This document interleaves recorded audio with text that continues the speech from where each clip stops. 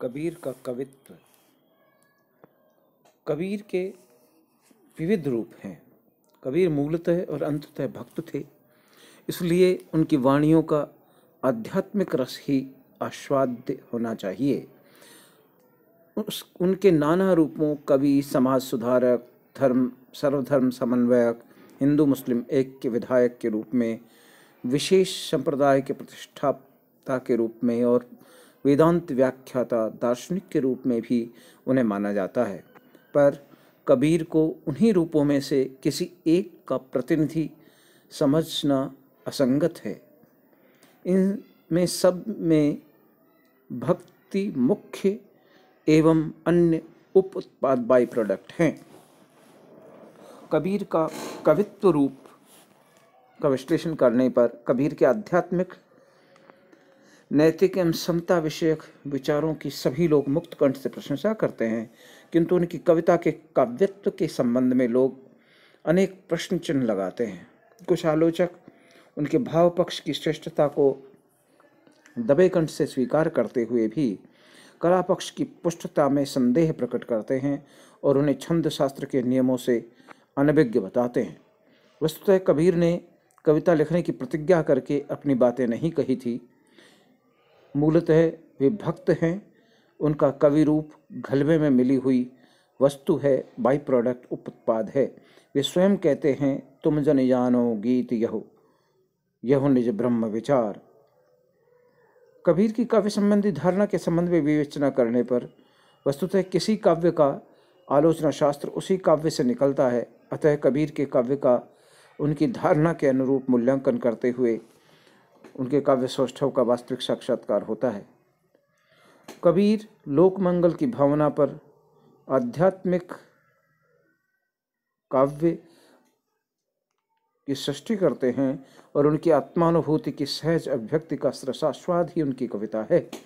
उनके यहाँ सजावट, अलंकरण या चमत्कार की प्रवृत्ति नहीं है। उनमें कवि पद का अहम भाव नहीं है।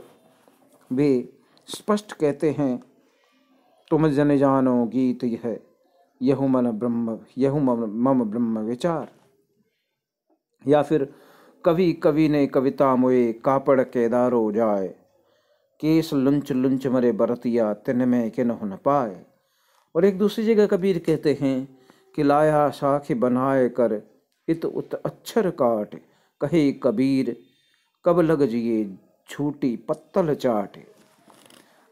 वास्तव में कबीर का काव्य कल्पना की उड़ान का मनोरंजन नहीं है, वह आत्मानुभूति में तन्मय तथा हृदय के द्रवीभूत हो जाने का आनंद है।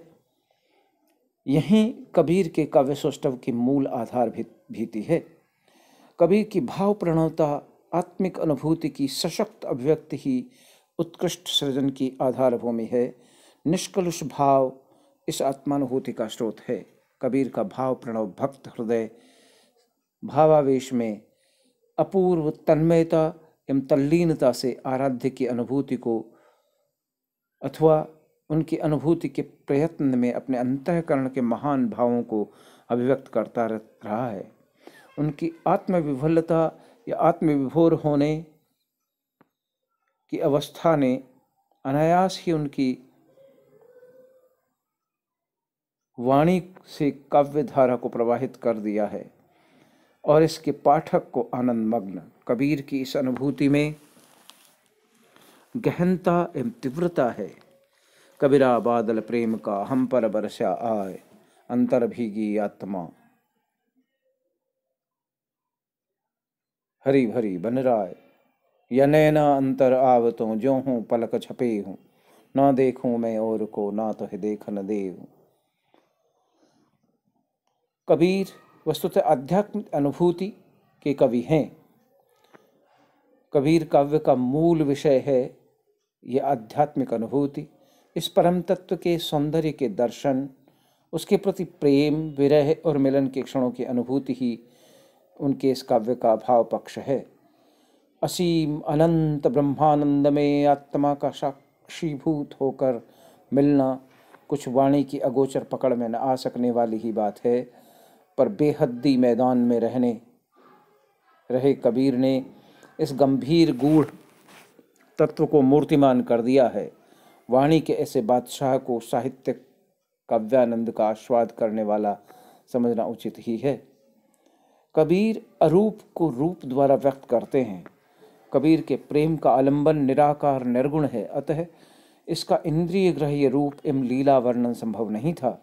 अतः कबीर का प्रेम और सौंदर्य चेतना प्रतीकों के आवरण में वस्तुतः सूक्ष्म, अमूर्त एवं अभ्यंतर स्वरूप ही है। ये प्रेमानुभूति और सौंदर्यानुभूति उल्लास और आह्लाद के रूप में ही अभिव्यक्त हुई है। कबीर की काव्यानुभूति सौंदर्य, प्रेम और ज्ञान की अनुभूतियों का समन्वय है। उनके रहस्यवादी शैली बन जाता है। पार ब्रह्म के तेज का कैसा है अनुमान, कहिबे को शोभा नहीं देखा ही परवान, हरि रस पिया जानिए। कबीर ने जहाँ भावुक प्रेमी के मिलन के क्षणों को मार्मिकता से प्रस्तुत किया है, वहीं विह्वल प्रेयसी के घनीभूत विरह की मर्मभेदी अनुभूति को स्वर दिया है। भीजे चदरिया प्रेम रस बूंदन, आरती साज के चली सुहागन, प्रिय अपन को ढूंढन। आखड़ियाँ झाई पड़ी पंथ निहार निहार, जीभड़ियाँ छाला पड़ा पीऊ पुकार पुकार। कबीर के काव्य में व्यंग धर्मिता बहुत गहरे स्तर पर अभिव्यक्त हुई है। विकृतियों पर व्यंग करने में और चुटकी लेने में कबीर अपना प्रतिद्वंद्वी नहीं रखते। पंडित और काजी, अवधू और जोगिया, मुल्ला और मौलवी सभी उनके व्यंग से तिलमिला जाते हैं। अत्यंत सीधी भाषा में वे ऐसी चोट करते हैं कि चोट खाने वाला केवल धूल झाड़ कर चल देने के सिवा और कोई रास्ता नहीं पाता। ना जाने तेरा साहिब कैसा है, मस्जिद भीतर मुल्ला पुकारे, क्या साहिब तेरा गहर पहरा है। चीटी के पग नेउर बाजे, सो भी साहिब सुनता है। उनका व्यंग भी सरस है। आक्रामक आत्मविश्वास एवं लापरवाही की ढाल से सजा हुआ व्यंग सामने वाले पर गहरा प्रहार करता है।